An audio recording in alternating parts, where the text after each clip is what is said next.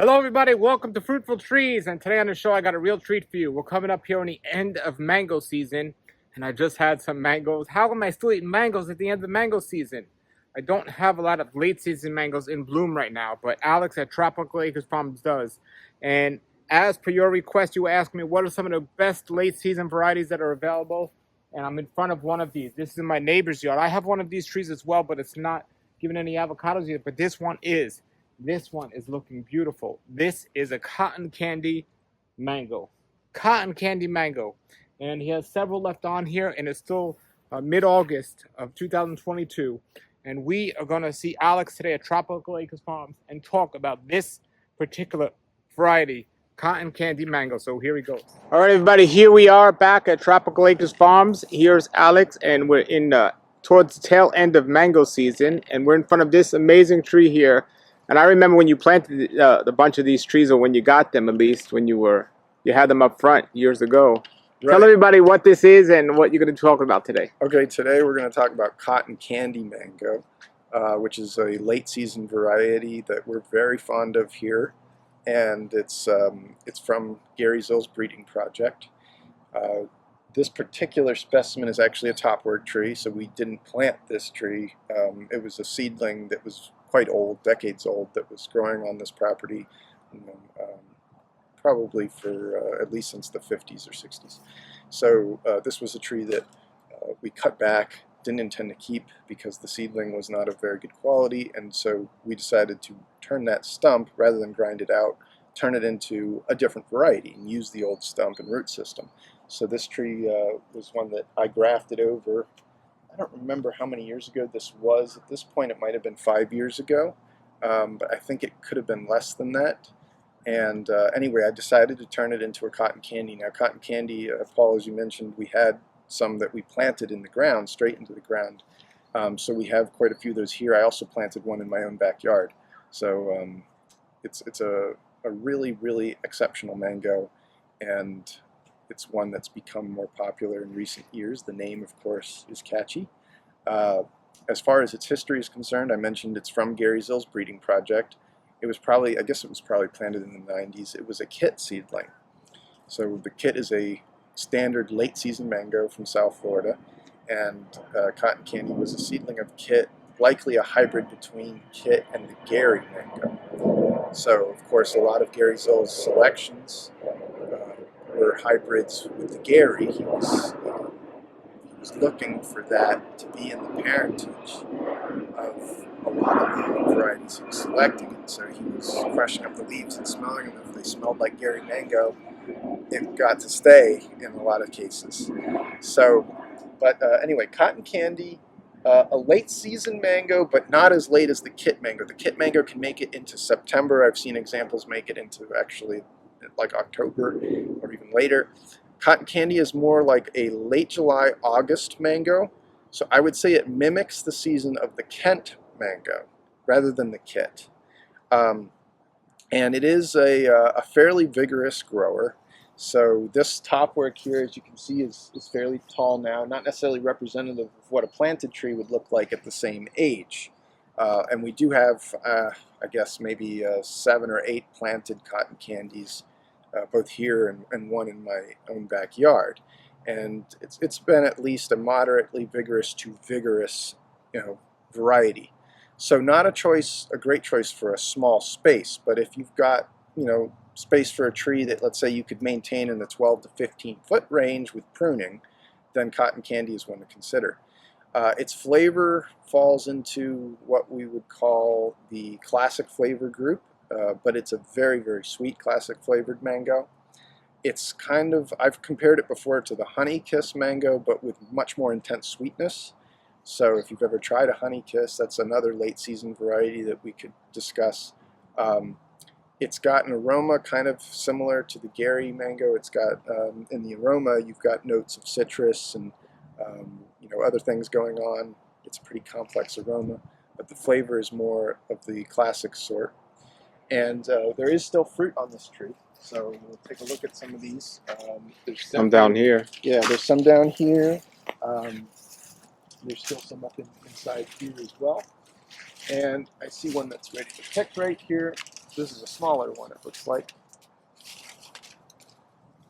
Yeah. So this mango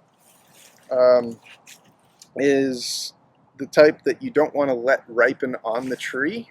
I mean, you can let it tree ripen, but like a lot of mangoes, if you allow it to tree ripen, it can develop internal breakdown, uneven ripening sometimes. So we like to get them just when they're starting to get some yellow color break. In this case, this one is turning yellow on the nose, okay? And it is one of those mangoes where it will bleed white sap even as it's ripening. So sometimes this is an indication that a mango was picked too early if it's picked green, not with cotton candy. Cotton candy will still bleed white sap even at maturity. So just one of those things, kind of like the Gary mango will bleed white sap even when it's dead ripe. So this mango will turn yellow. Let's see if we have any examples here where they're getting some red color. They can get some light red, pink, but there might not be any. That one here has a little red color to it. Okay, yeah, it depends on the sun exposure. It's not one that naturally turns red, so. Now, this being a Keitt seedling, a Keitt parentage, how does it do with bacterial black spot? Right, interesting question. So here's one that's ready to pick, by the way, so I'm going to pick it. You can see it's starting to turn yellow, but it's still fairly green. So again, we caught this one at the right stage. But you mentioned bacterial spot. This one does have a tiny bacterial spot lesion on it. And so this mango is what I would say probably no worse than moderately prone to this disease. It's hasn't been so bad that we've lost like lots of them. It's usually only a couple actually, based on the last few years' experience. But it was a concern of ours that we might, experience a lot of fruit loss. That hasn't been the case, so we're encouraged by the fact that a lot of them haven't been rotting. It looks like it's resistant enough that a backyard grower could justify planting it and not expect to lose a lot without having to spray the tree a lot or whatever. It hasn't had too many problems with anthracnose or powdery mildew that we've seen. So it's handled disease relatively well over the last 3 years or so. So we're still evaluating it, but I would say it's a mango that we're about at the point where we can say that you can plant this and feel confident that it can fruit well. The one thing I will say about its production habit, it does fruit very well. It's like a heavy fruiting mango. But the young trees sometimes aren't very precocious. So like we're not talking about a mango where you plant a 3-gallon and then 2 years you can expect fruit from it 2 years later. It might take an extra year or two before it starts to fruit, before it starts to flower. So it's not like a pickering or something like that where you stick it in the ground and it's trying to fruit like immediately. So it might require just a little extra patience, but they do start bearing well once they go into production, and it looks like they flower relatively easily as mature trees. So they should fruit pretty consistently, at least here in South Florida. But like I said, somewhat vigorous tree, which could mean that it might be a good choice for areas where vigorous varieties are favored, like Southern California, for example.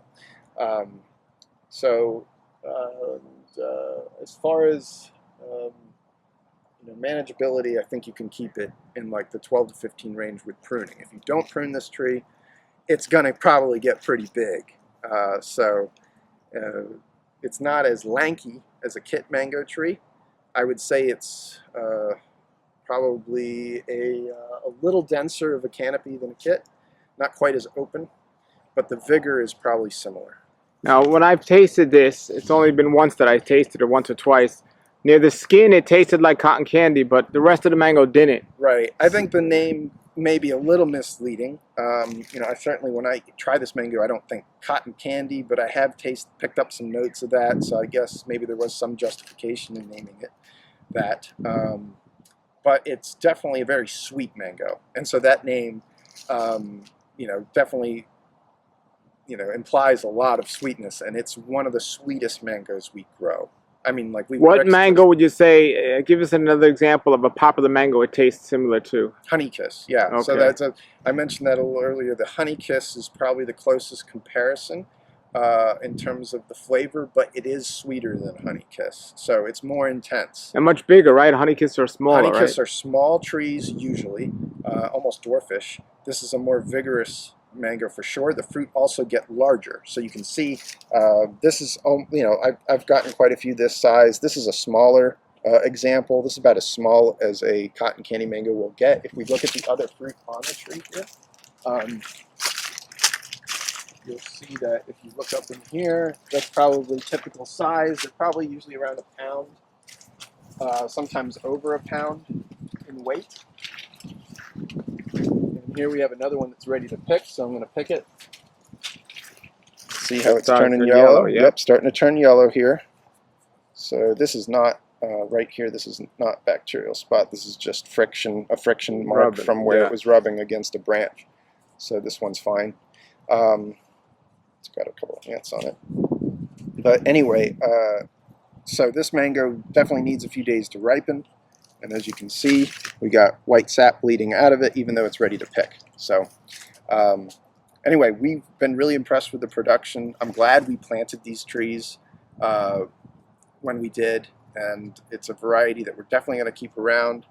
We have a few in temporary spots. Those will be coming out of the ground, so we might end up eventually top working other stuff into cotton candy based on the impressive quality of the fruit and the fact that it's a late season mango. There is not a lot of mangoes left at this point. I guess today's the 7th of August, so we're reaching that point where there's very, very few mangoes left on the trees, and so it's great to have something that can make it into August on a relatively consistent basis. All right, and you can get it at the tree, the budwood, and the fruit when in season at the link below the video, Alex's website, and also a updated description will be on his website on all the mangoes that we view, but this is the cotton candy one.